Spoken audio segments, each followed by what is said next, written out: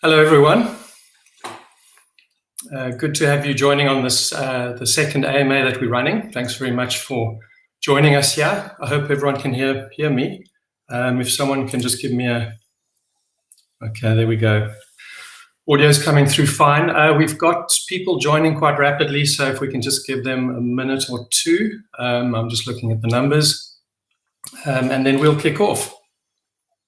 Okay, well, to those who've just joined, welcome. Great to have you here. I think I see I've got a few hands up.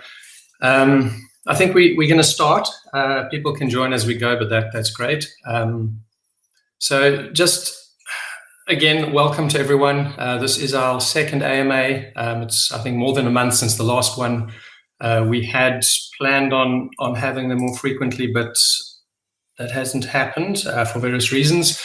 But as you would know from some of the PR that's gone out, we've all been pretty busy. There's been lots happening, and I'm going to touch on that in a moment.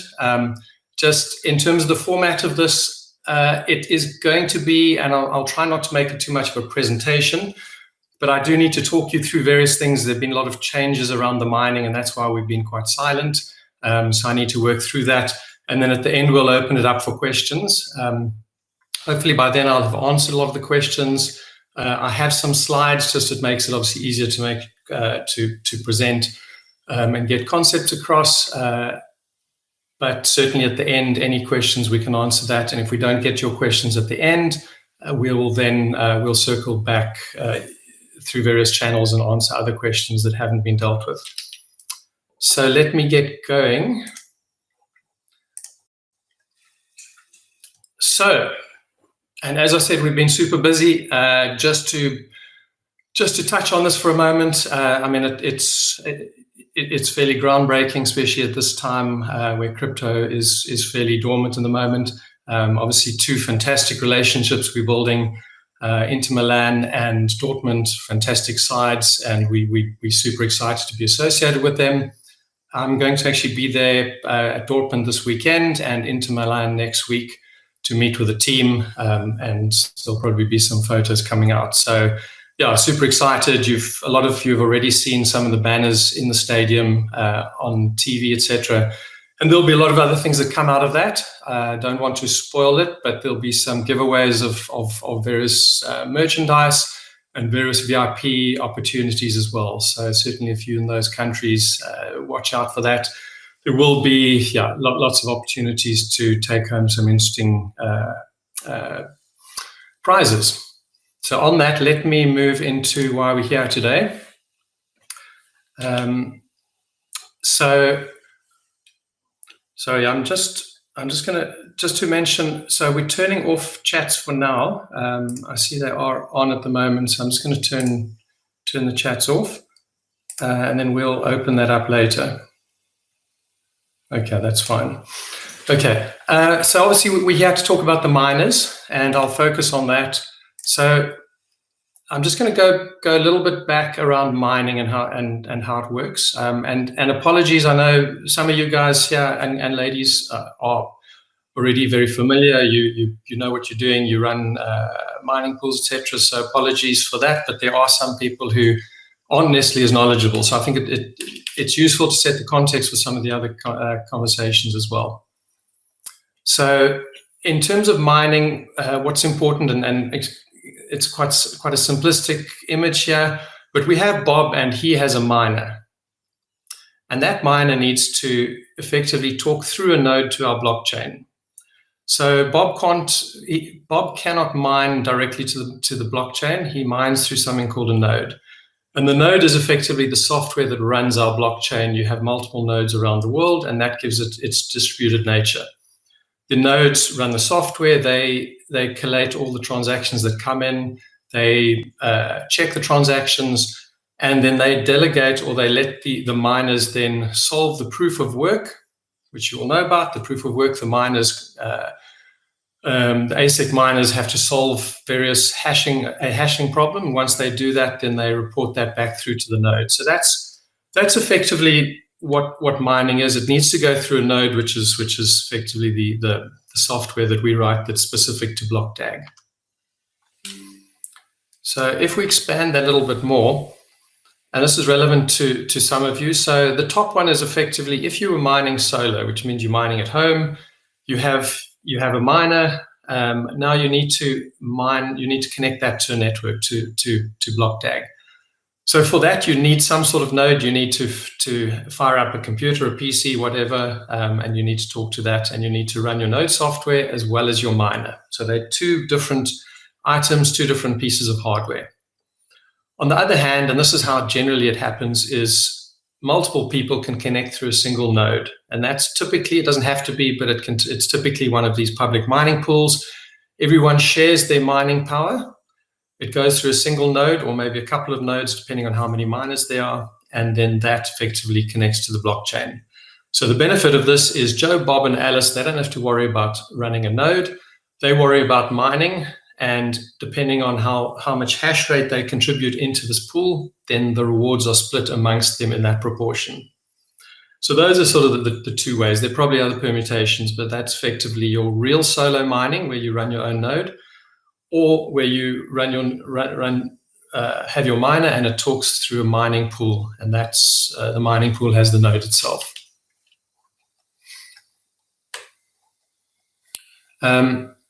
So just to move on, and that was just a bit of background, just in terms of the mining rewards, and I've got a bit more detail. I know people have asked for sort of how many rewards, what'll that look like, how we distribute the rewards, etc., etc.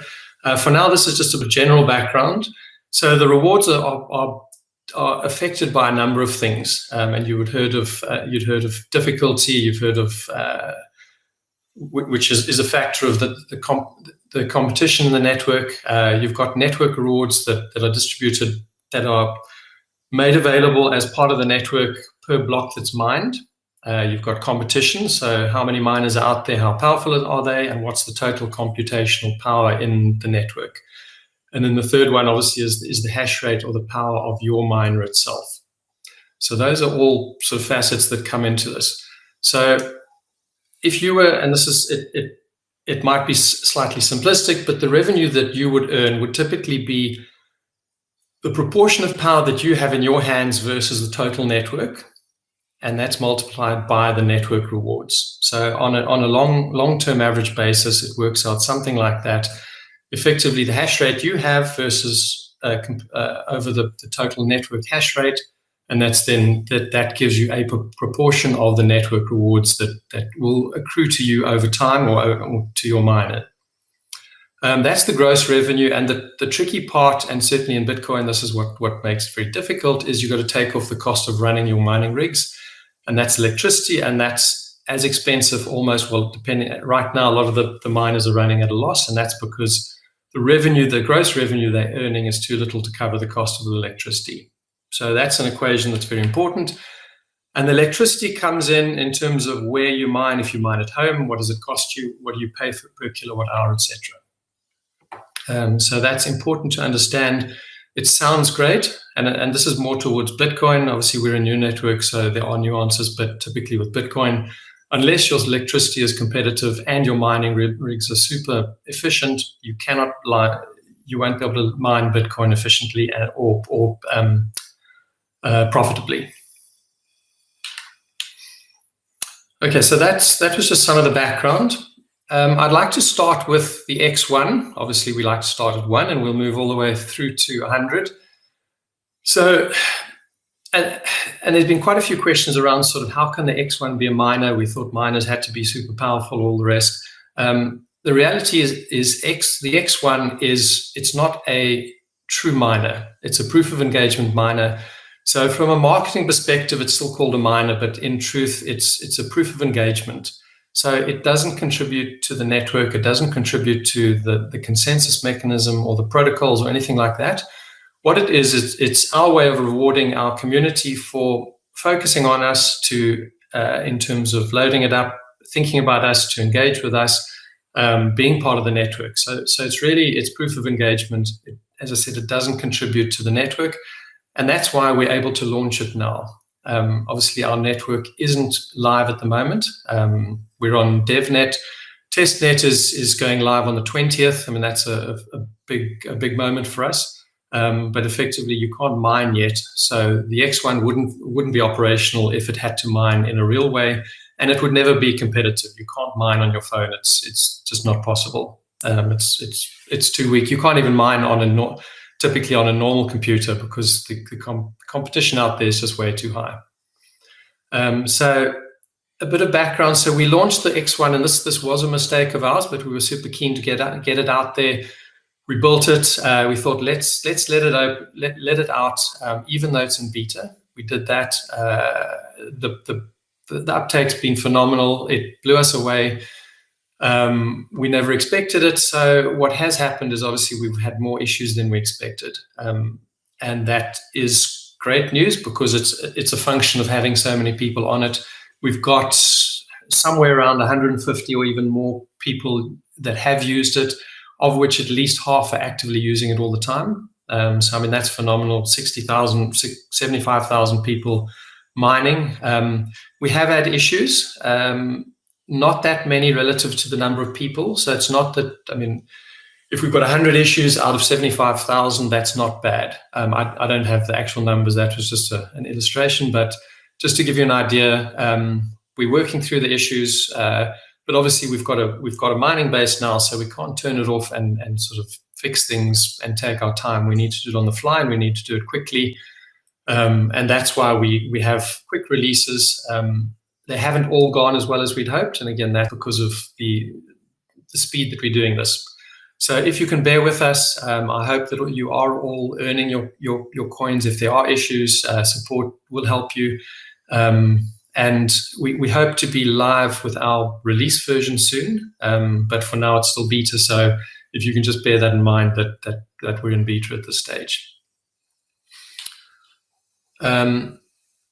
The next one is the X10, and I think very little is known about the X10.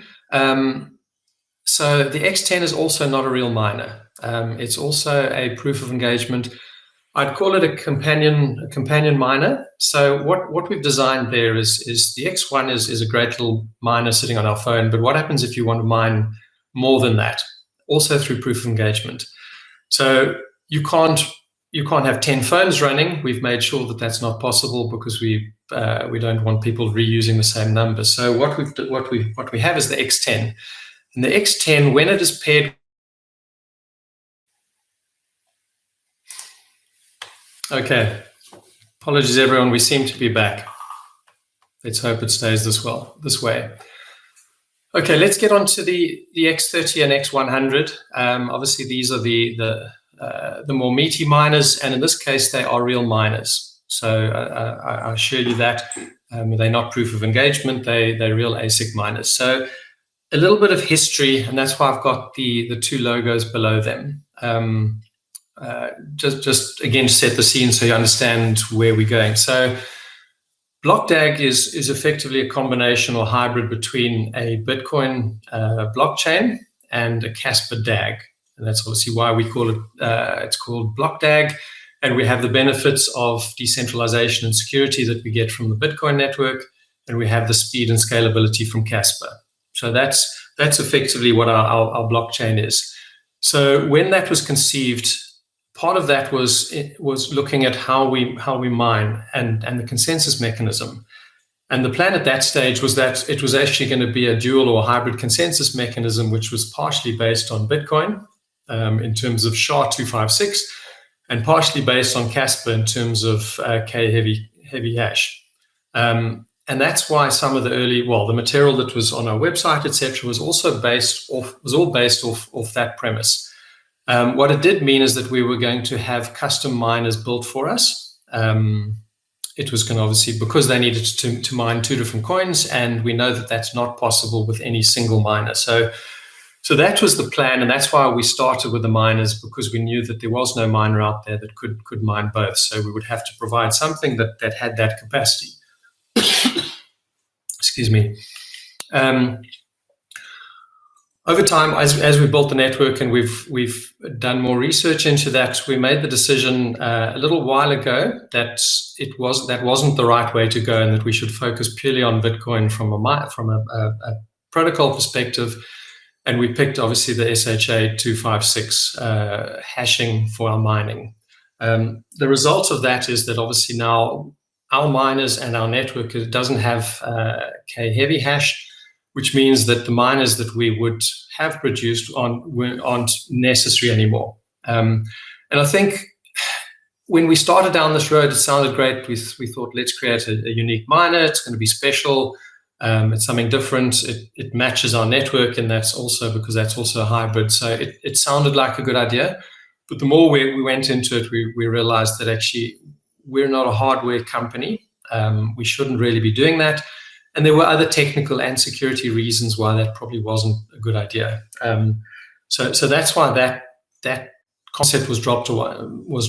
And the result of that obviously is that the miners that we positioned on the website are not the miners that are relevant anymore. If you look at the hash rate at the time, because they were combo miners, they were a lot lower than the hash rate you'd expect to see for a pure Bitcoin miner. And that's a lot of the questions have been around that in terms of how can our X100 was rated at 2 terahash, which doesn't make sense. It's very, very, very underpowered compared with any Bitcoin miner that's out there today. So that was, and unfortunately we didn't explain it well on the website either. So that's I take responsibility for that. So we should have been more clear. But I think that's why we're having this, is to clear these things up. So what I can say is we are going towards traditional SHA-256 miners. We are not going to be building custom miners. That doesn't make sense. We've got other things to focus on. What we will do is we're working with suppliers to supply the miners that people have bought. And that's what we're busy with. But it also means that those miners can mine any other SHA-256 chain. And it also means that any other miner not bought through us can also mine on our chain. So I think it's the right thing to do. It means everyone's interoperable. It means we're not creating sort of a custom set of miners, which I think would have been a bad idea. It would have also isolated anyone mining our chain and prevented them from, if they so wished, mining on other chains. So I think that's the right, besides all the technical reasons, but I think just from a pure mining perspective, it's the right way to go.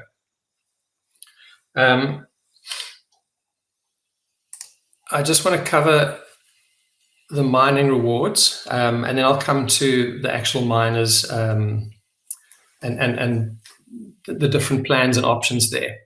There have been quite a few questions. Obviously, there's quite a few people, which is very encouraging, who've either bought a lot of miners or planning to buy a lot of miners to set up their own pools. I think we all know that new chains offer a very good opportunity to earn very high mining rewards initially. Obviously, over time, as people join the network and the difficulty goes up, those rewards do drop. But certainly, if you're in first, you can earn very well. So I think that's, for anyone who wants to, I think that's a great opportunity. So this is, and I've marked this as provisional because we're busy going through the modeling at the moment. So it gives you some idea, but please don't take these numbers as absolute. So the first thing is the total allocation. So the total coins for BlockDAG is 150 billion, of which 50% of those are allocated to mining rewards. So effectively 75 billion coins. We've also made a decision not to follow in Bitcoin's footsteps by doing the halving every 4 years. We did talk about halving every year, but we've actually moved away from that entirely. We've had quite a bit of discussion around it. And yes, the Bitcoin maximalists might say that the halving works and it's what makes Bitcoin great, but we don't believe so. So what the halving does do is it keeps steady income for miners, which is fantastic. So they know that they're earning whatever that might be for a period. But the problem comes when the halving happens and their earnings effectively halves. And that, even though you can preempt it, it's coming, it's fairly devastating. So it's difficult to plan around. It's not ideal for anyone. So we're going with a continuous halving, if you want to call it that, effectively reducing the rewards over time, over the over not the lifespan of the chain, but over the rewards lifespan. That we are looking at 40 years. So by the end of 40 years, it'll be the mining rewards would have been finished. There's some nuances we're looking at, so that's why I don't want to be held to exactly what that is. But let's just take simplistically, it's a reward that starts at a high level and drops off in a mostly linear way over the next certain period, 30, 40 years, 20 years, whatever that might be.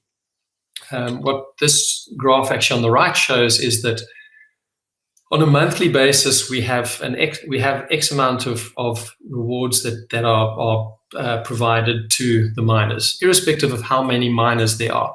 And that's why I say initially, when there are not many miners, there's a lot of rewards can be earned by the miners that are actually mining the token.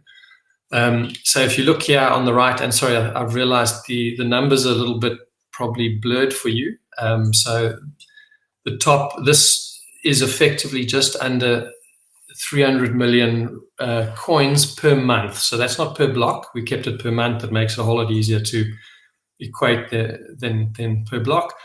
So initially per month, we would be rewarding the miners with 300 million coins, and that would drop off over every month until we get to the end of the period being 20, 30, 40 years.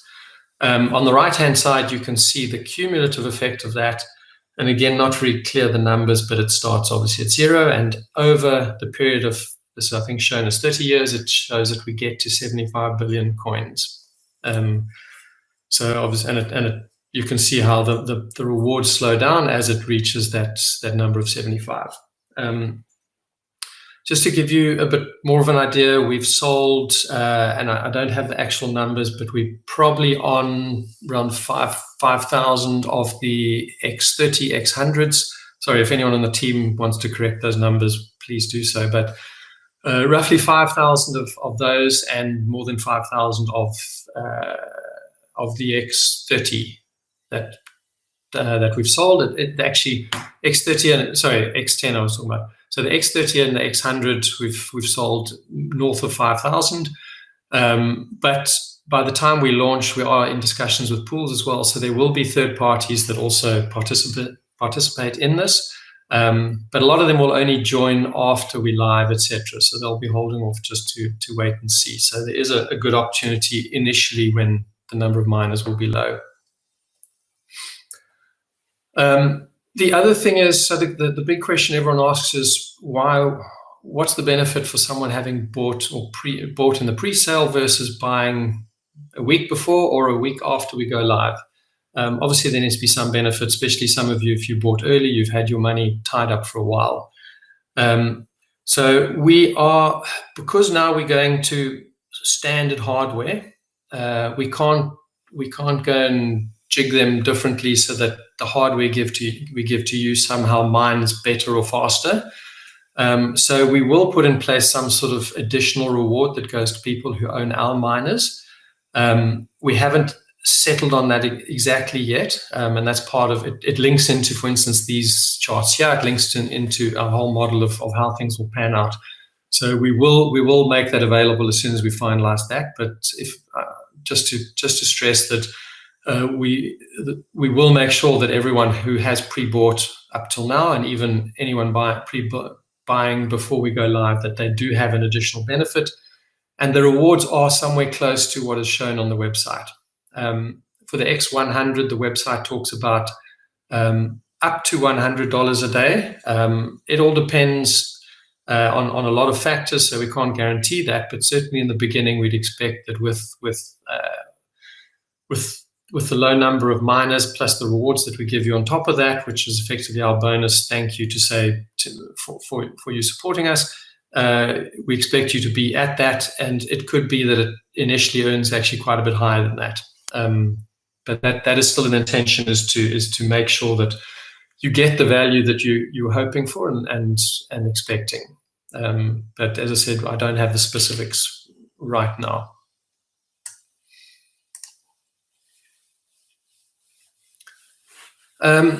So this relates back to the first slide, and that's why it was important just to show that to you as well. So bearing in mind, some people have said to us, so what happens when I get my miner? Do I just plug it in and start mining? How easy is it? And the reality is, obviously, you need to join a pool or you need to connect to your own node. And those are effectively the two scenarios.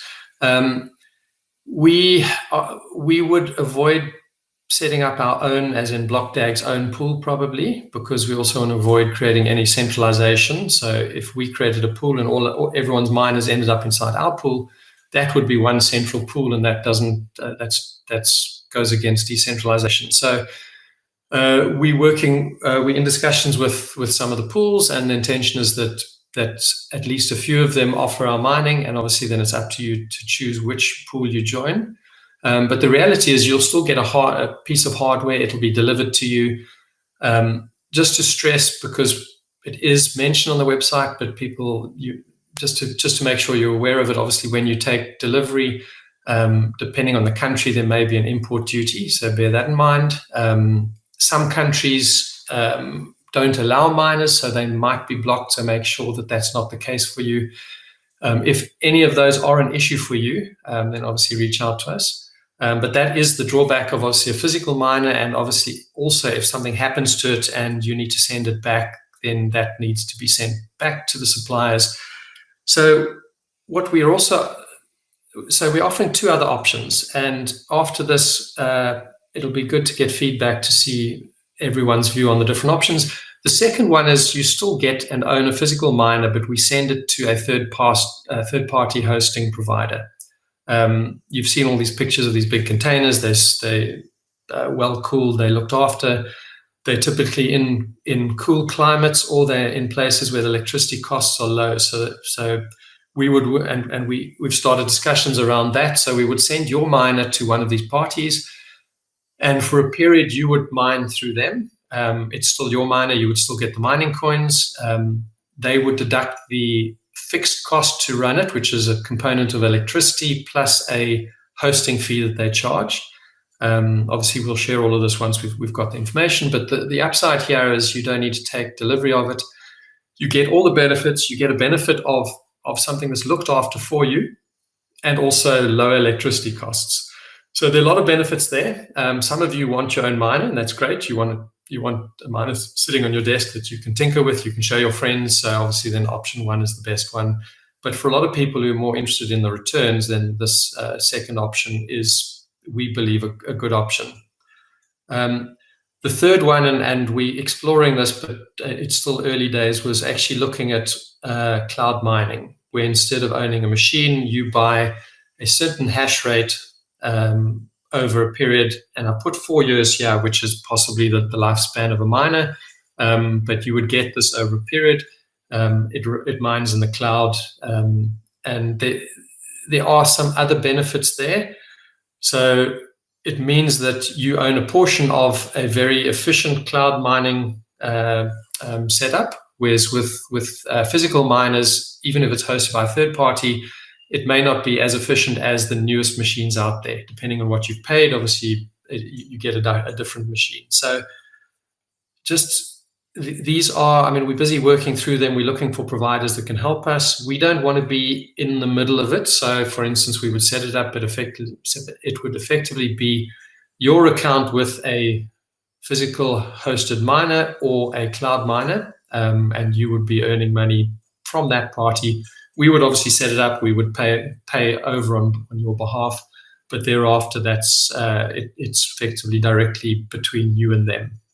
So we don't want to be managing that for you once we've set it up. Sorry, just checking that all the comms is okay. I think so. That covers everything. So I think the reality is a lot of you were hoping that we'd have a lot more detailed answers to your questions, and obviously in this and bringing up these options, etc., we've probably created additional questions. But I think so. We're going to open the floor to questions. There are a lot of you here, so we'll just have to go through and pick some of them. I won't be able to answer all of them now. what I will try and do then is after this, go through, collate the questions and answer them all over the next few days, and then post that as a more broad question answer. But just before I get to that, so timing wise, I mean, obviously the intention always was that we would ship the physical miners before we go live. The live date is based on us hitting our target of 600 million. That's still our target. We haven't reduced it. Obviously, with the clubs that we're taking on, plus there's other things in the pipeline. We're expecting that we will get there. It is going to take us longer, so it's more likely end of the year or early into next year that we'll be going live, which means we obviously have to ship the miners to you sooner than that. Because of these questions and the transition from the dual miner to now single miners, it was a bit of going back to the drawing board. So now we're in discussions. So if I can just leave with you that we will in the next 3 weeks get back to you with more details on all of this in terms of the types of miners you can expect to get, as well as estimated dates of when we'll be shipping those. Right now, I just don't have those. And I apologize, but I didn't want to wait and not have this conversation with you. I think that covers everything. I think we can open the floor up to questions. Let me just do that now. Okay, so you should be able to enter questions now. As I said, they'll go through moderation just because we want to filter out obviously the duplicates, etc. But please send your questions there. The first one here is, and again, I've probably answered this, but just to touch on it, is it proprietary tech? So the answer is no, it's not proprietary. I'm just going to turn off these slides actually, so you can get me. Yeah, so it's not proprietary. We've gone for a general SHA-256 for all the reasons that I mentioned. I think it is the right thing to do. Let's see, are we getting questions through? Team, if you can start moderating the questions and send some through. Okay, there we go. Apologies for that. So this was a question around ensuring that the miners that are bought by our community, as in the BlockDAG miners, are preferential or give you an advantage over others, and then also how they remain in that remain an advantage over time as well. So, as I said, we're looking at a mechanism where we reward everyone for their participation, for the fact that they pre-bought the miners. We will publish exactly what that looks like. It's more difficult now that they're not custom miners, because obviously as a custom miner, it was quite simple. We had control over everything. So we have to be a little bit more creative, but the intention is to make sure that you have adequate reward for the effort and for the pre-spend that you have entrusted us in us. The next one is the BlockDAG network mining pool going to have is BlockDAG going to have a designated mining pool strictly for our mining hardware? As I mentioned, we won't, and that is partly to avoid centralization. So we prefer, and again, it's not necessarily our business. There are good pools out there. We don't want to try and do everything, so we'd rather have other pools, third parties, multiple pools that people can join. So that's our approach to that. What is the target for coin production before the first halving occurs? So that was the slide that I showed you with the two graphs on it. Obviously, we're not having a halving in the Bitcoin sense. Effectively, if you want to talk halving, the rewards would halve over half the period. So that's sort of the mechanism that if we're talking about a reward span of 30 years, then they would halve continuously, and at halfway through, they would be at half the value. But obviously, we're not doing the traditional halving, which comes every 4 years or every 1 year. What measures are in place to prevent centralization? That again, it's making sure that we have multiple mining pools, sufficient of them, and not just one or two big ones. We would still hope that people mine at home and with mini pools, if you want to call it that, even though they're not public pools, but private pools. And we've had quite a few people who've been asking about that. So I think we are going to have quite a few private pools, and that all helps with the decentralization.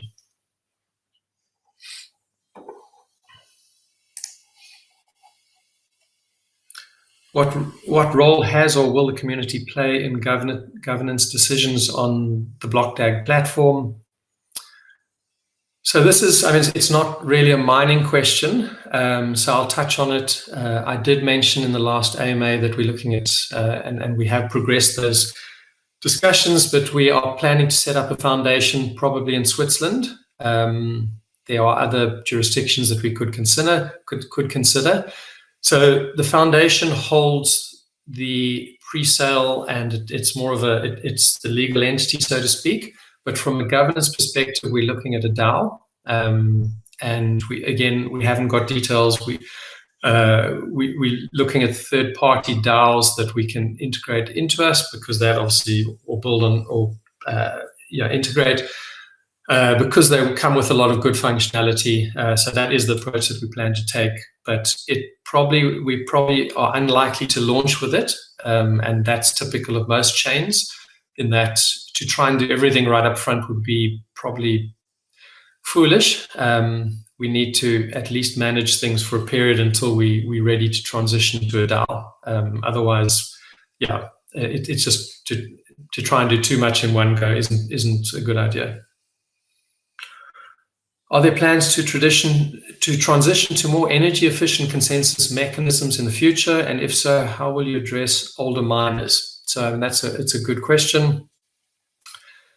So at this stage, our consensus mechanism is based on SHA-256. It is what it is. It's the scale of the electricity that is used is largely dependent on the number of people that come into the network, which creates obviously higher difficulty rates, which means and obviously over time that means that the electricity consumption of the whole network goes up. In terms of Bitcoin, obviously it is a massive network. There are millions of nodes out there and miners, so that's why the electricity is so high. We have looked at, but not in detail, the possibility of incorporating hybrid proof of work plus proof of stake. It's not something we would plan to launch with, because again, we need to focus on what we're doing right now. But it is something we're considering. There are a couple of benefits. The one is, let's say you weight the two 50-50, and it's not that simple, but let's simplistically, that's the weighting, then you effectively potentially halving your electricity cost. That's the first thing. Proof of stake also helps you avoid or circumvent things like 51% attacks. So again, the hybrid, just for the same reasons that we've gone for a hybrid blockchain, the DAG and the blockchain, there are a lot of benefits if you do it correctly for a hybrid consensus or hashing consensus mechanism. So we will certainly look at that, and that's our approach to making it less energy intensive. In the early days, being a smaller network with less miners, it's not such a big thing, but obviously as the number of miners grows, that will become an issue and there will be more of a spotlight on us. So that is definitely the plan, to investigate that a lot more in detail. Will you need to re-engage the X10 daily? What is the expected mining difficulty adjustment algorithm? So I think there's possibly two questions in there. The X10, as I said, so the X1 has a once a day engagement. So we've been super kind to everyone. Once a day, you need to do something. Well, you need to re-engage with it, and that keeps it going or restarts the session. The X10, you will need to do more. It's likely every hour. Obviously, we can't expect you mine through the night, so we'll take that into consideration. But there will be a need for more frequent engagement, and the details we'll share. And the engagement will be through the device itself, not through the X1. Even though they're companion, the device itself will have functionality where you'll have to engage with that, but that will pair with the X1, and the X1 will effectively be what communicates with us and manages the rewards that you get. So the additional rewards you will see as part of your X1 as well. The second part of that other question was, what is the expected mining difficulty adjustment algorithm? I mean, it's based on the number of new miners coming in. So you've got, on a monthly basis, you've got a pool of rewards that are made available to miners. Depending on how many miners you have, obviously that determines how fast they find the rewards. In order to keep our block rates consistent, and this is again something we are adjusting, and we're testing different rates, but in order to keep them consistent, there will be an adjustment of mining difficulty. So it's besides the parameters being different, but the mechanism is largely the same as Bitcoin. So I think, yeah, take it as in essence similar to the way Bitcoin does it. As the network as the number of miners increase, the difficulty goes up, and conversely to that as well. What is the estimated mining reward for each block? I don't have that per block. The number I gave you, and again, remember that was provisional, but that was for the first month, it was 300 million blocks. 300 million coins. So depending on the block speed and spread out over the month, that'll give you the number of coins that you earn that can be earned per block. So again, once we've settled on the block speed, then those calculations are quite easy to do, and we can help anyone with that as well. How will the network ensure fair mining competition since the X100 is so much less powerful than every other miner in the market? Will there be a dedicated pool just for BlockDAG miners? So in terms of the first one, as I mentioned, the specifications on the website are completely wrong in that they related to the hybrid miner that we were going to have built for us. We will, after this, in the next day or so, we'll take the specifications down. We'll only replace them with new specifications once we've determined what those new machines are going to be. So just to be totally transparent, and this is one of the dilemmas we're sitting with, is if you look at what's being paid for the two miners that we offer, there's $600 for the X30 and it's $1,500 for the X100. If you look at the Ant miners that are available, which are obviously the most common ones for mining Bitcoin, the newest ones, the S21s, which are efficient, which would be the preferred miners, those are a couple of $1,000s. So the challenge is for us to find miners that are still within budget, but that will still mine adequately and still give you the rewards that we hope that you get. So it's not as simple as just saying, well, we'll give you an S21, because obviously that costs three times what it has actually cost you. So we're looking for solutions on that, and we've got we have some plans around that. But I think my point is there's no miner that can be purchased for $600 right now that would happily mine Bitcoin, and that's why we're finding alternatives that work for you and work for us, and those details will be released as soon as we have them.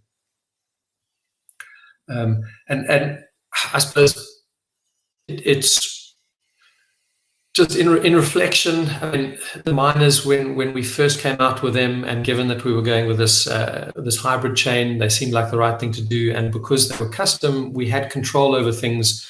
So we could create a custom miner for $600, and we could create another one that's $1,500, and we had control over all of that. Obviously, now that we're going into this space where it's generic miners, it is posing problems for us. I suppose for now, what I'd just like to assure you is that we will find a solution that works for you and that gives you the advantage that you hope over miners that haven't bought through BlockDAG. Exactly what that looks like, we're busy trying to ascertain, and as soon as we've got details, we'll let you know. Initially in the white paper, we were told there would be periodic halving. Yeah, so I think I've answered this already. It's going to be a continuous decrease in rewards. And again, once we've settled on that, the exact mechanism, then we'll publish that, because obviously that becomes part of becomes part of the DNA of our blockchain. So that's pretty important, and it's also important for miners so that they can start working out their potential earnings as well. Is the X-Ton miner not ASIC? So just to clarify again, it's not an ASIC miner. It's a combination miner. It is hardware, but it's by no means powerful to mine anything. In terms of it could never compete against an ASIC miner. So it's purely a companion miner to the X1. There's also part of this question: is the X1 adjustable or upgradable? It's not adjustable. It's not upgradable per se, but obviously pairing the X10 with the X1 does give you a massive boost of 10 times. So I suppose you could say that's your way of upgrading it, is to buy the X10 and pair it with your X1.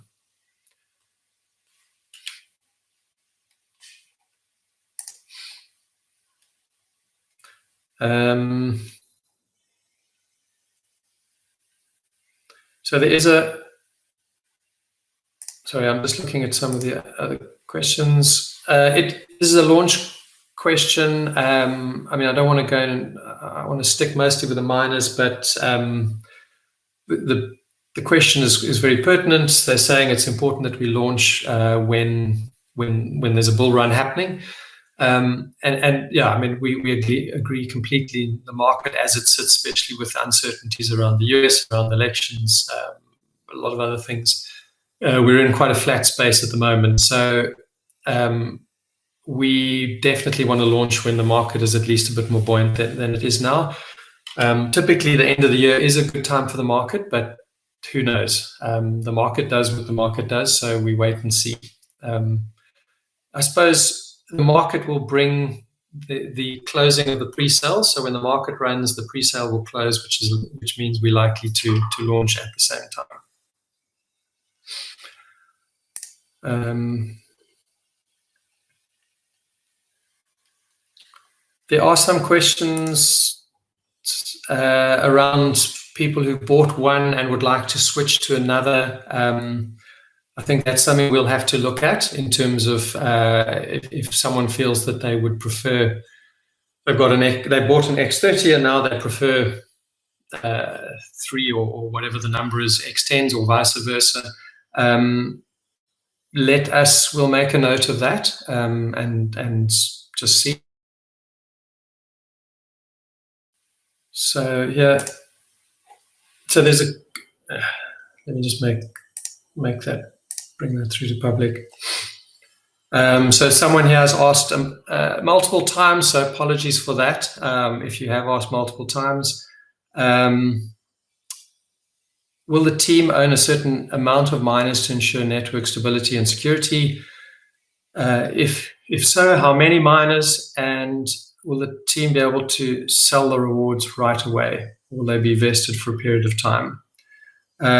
So first off, if you're talking about the team, you're talking about BlockDAG itself, then BlockDAG isn't planning to run a mining pool, and we're not planning to run multiple or many miners. We will have some miners which are obviously important for the test net, for our testing, etc. So those will go into it, but our plan is not to run a lot of miners from a BlockDAG perspective. Obviously, for the BlockDAG community, there's already many thousands that have been bought, so those will be our first set of miners that go out, and those will be done as part of, obviously, pools as opposed to a pool that we provide. And then in terms of the rewards, there's no limitation on selling the rewards. What we are looking at, and this is specific to miners, is there may be we'll be offering an incentive again for people who hold on to the rewards. We like to know that our miners and our community are in this for the long term. So if people are happy to hold on, then we'll offer some sort of reward for holding on as opposed to selling immediately. So we'll make that available. But other than that, there is no specific limitation on selling. Sorry, and I'm referring there to the mining rewards.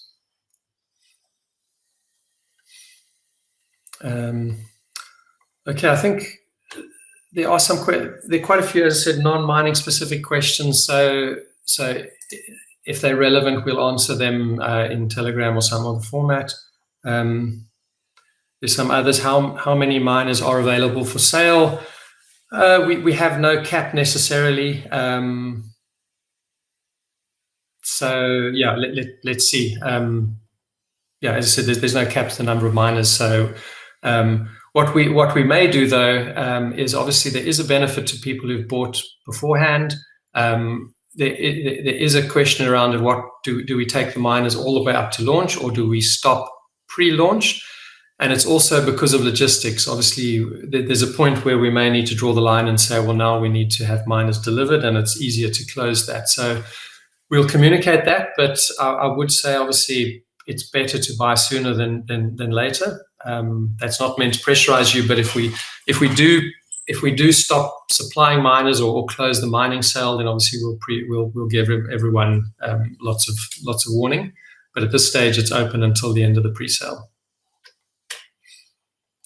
I think that covers all of the questions. Yeah, so I think we're 1 hour in, so I think I think we've covered a lot. I appreciate your time. Appreciate everyone's time leading up to this. I know we've been short of detail, and hopefully this is a step towards giving you more information around the miners.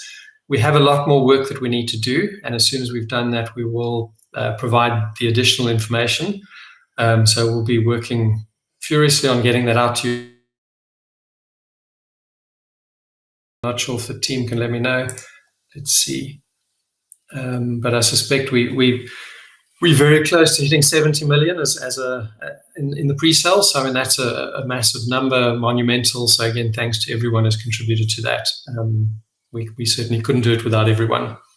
And thanks also to the team that's helping me in the background.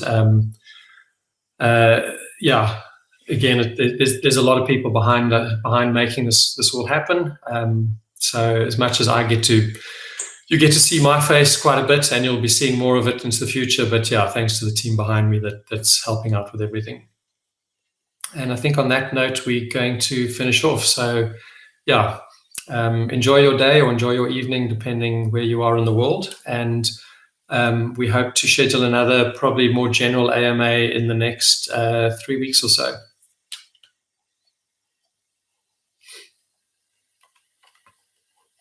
Okay. Thank you very much, everyone. Bye-bye.